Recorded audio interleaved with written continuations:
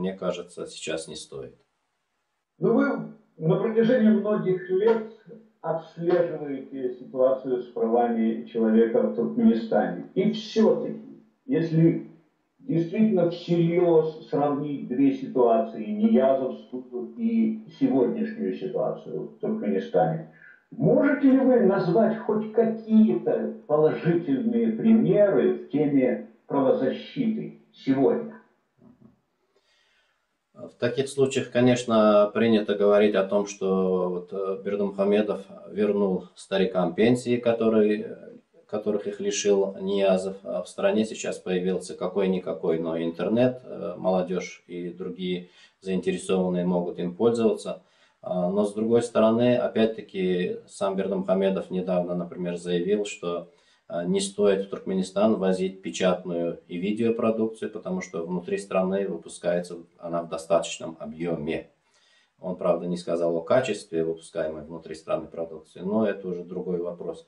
То есть речь идет о том, что он по-прежнему боится, например, того, что туркменистанцы вообще-то, в принципе, по Конституции обладают правом на получение информации, на распространение информации.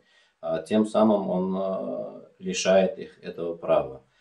Туркменистанцы лишены многих прав, в том числе на свободу передвижения и многие другие, но вот, к сожалению, в этой сфере практически ничего не сделано, кроме того, что, как любят говорить и иностранные дипломаты, и наши руководители, ведется диалог с тем же Евросоюзом, с ОБСЕ, со структурами ООН, то есть диалог ценен, видимо, сам по себе, а не по его результатам, которых, увы, пока нет. Господин Тухбатуллин, вот в сферу вашей деятельности входит еще и в правозащитной теме защита прав не только свободных граждан Туркменистана, но и тех, которые находятся в заключении. Да, мы занимаемся этим вопросом, и, как я уже упоминал выше, вот доклад наш, посвященный тюрьмам Туркменистана, как раз-таки вот результат этой работы. На самом деле мы изучаем эту ситуацию, и мы неоднократно публиковали данные, пресс-релизы о том, что туркменские тюрьмы сейчас переполнены, что содержание заключенных не соответствует никаким санитарным, гигиеническим нормам, никаким нормам международного права. И я надеюсь, что все-таки туркменские власти будут над этим работать, будут исправлять ситуацию. То есть в любом случае, конечно, последнее слово за руководством страны. Они должны это делать, они должны это захотеть, они обязаны это делать. Наша задача просто доводить до сведения властей проблемы, которые существуют в той или иной сфере, и в первую очередь, конечно, в правах человека. Но вы уже смогли засечь, вы и ваши люди смогли засечь какие-то изменения в данном направлении по пенитенциарной системе в Туркменистане? Или изменений никаких, собственно говоря, нет с момента опубликования вашего отчета? В принципе, это продолжается вот та самая система, когда в связи с тем, что тюрьмы переполнены, и их надо время от времени освобождать, то есть приводятся вот эти вот акции помилования, последние вот около 4000 человек было освобождено.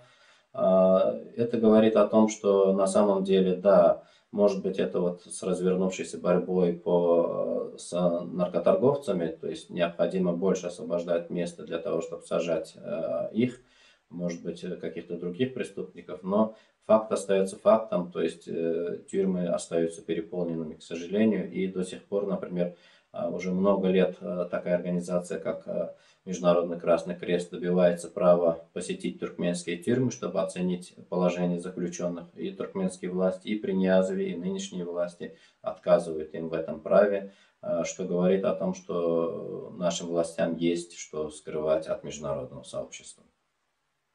А насколько сам президент, вот как сила, как власть, как институция, лично может способствовать изменениям в стране в вопросах прав человека? Или его все личные усилия ни к чему не приведут, если к этому не будут готовы сами люди, само общество? Так вот, готово ли общество менять само себя? На самом деле, конечно, вся власть сейчас в стране сосредоточена в руках именно президента, и если у него будет такое желание, конечно, будет много изменений, новой правы, что готово ли общество к этому. Я думаю, что туркменские власти сами могли бы подготовить какую-то реальную программу по, пусть поэтапному переходу к более цивилизованному сообществу, более цивилизованному отношению государства и граждан страны. Это могла бы быть большая, рассчитанная хотя бы на 5-10 лет программа, которая дала бы свои результаты, и когда бы можно было сказать, что в принципе население готово. С другой стороны, опыт других стран показывает, что нет необходимости ждать, когда общество будет готово к каким-то переменам. Это происходит независимо от того, хотят власти этого или не хотят.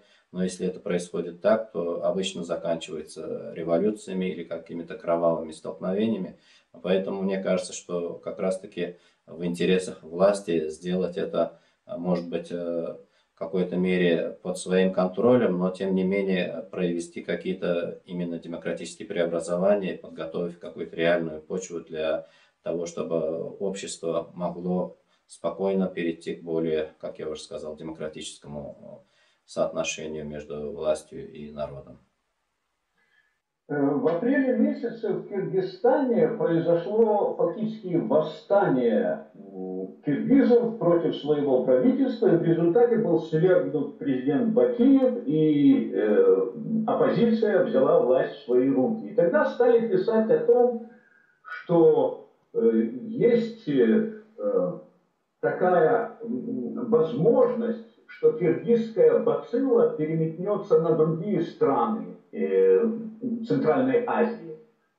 Возможно ли в каком-то смысле то, что киргизская вот такая зараза, что ли, повлияет каким-то образом и на руководство Туркменистана, и на само туркменское общество, что они станут обращать больше внимания на права человека в стране?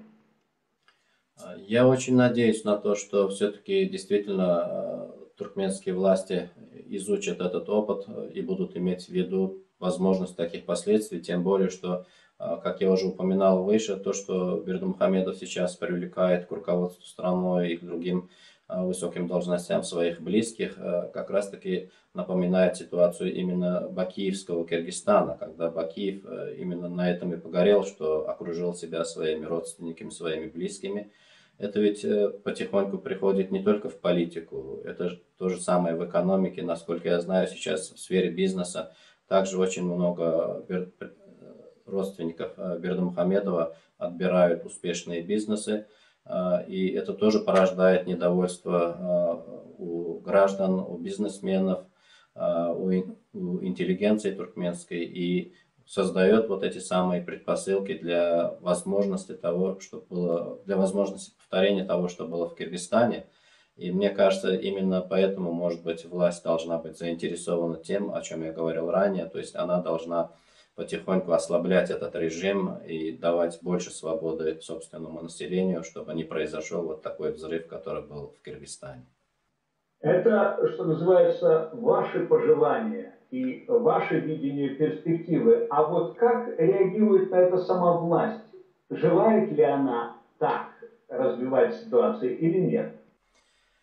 Конечно, опять-таки, если смотреть на практические дела, то, что происходит сейчас внутри страны, складывается впечатление, что, конечно, власти к этому не готовы, и они не хотят. Они, наоборот, хотят еще больше закручивать гайки, еще более усиливать свой режим, свою власть. Ну, посмотрим, что покажет ближайшее будущее. Я все-таки надеюсь на благоразумие и все-таки очень хочу пожелать руководителям Туркменистана быть более мудрыми. А в каком аспекте туркменский случай может быть поучительным и полезным для соседей Туркменистана в регионе Центральной Азии? Это может быть как пример подражания или, наоборот, как тревожный сигнал для собственных стран? Конечно, это каждый из руководителей, например, центральноазиатских стран будет рассматриваться со своей точки зрения. Для кого-то, может быть, это действительно пример для подражания. В стране нет каких-то бунтов, то есть нет крови, как говорили, лишь бы не было войны. С другой стороны, это все-таки, я повторяю, это может быть стать миной замедленного действия. Поэтому я считаю, что если это и пример, то это отрицательный пример того, как не надо строить государство, как не надо вести политику в странах, в соседних странах. То есть как раз таки здесь Туркменистан является именно отрицательным примером. Тема правозащиты в Туркменистане, вот исходя из всего того, что вы сейчас рассказали, по всей вероятности будет актуальной и в ближайшей, и в более отдаленной перспективе. Как вы считаете? Да, скорее всего, так и будет, потому что это очень-очень большая, тяжелая проблема, и пока методов решения ее туркменские власти не видят или не хотят видеть, и, в принципе, эта тема может быть для них интересна только как какая-то мозоль, которая мешает, но не более того. Поэтому я надеюсь, что мы в дальнейшем будем с вами встречаться в эфире К+, и будем по возможности освещать эту тему, исходя из того, что вы в это время сможете добыть в самом Туркменистане и как будет развиваться сама ситуация в стране. Я вам желаю удачи и успехов и всего хорошего. Спасибо большое, всего доброго.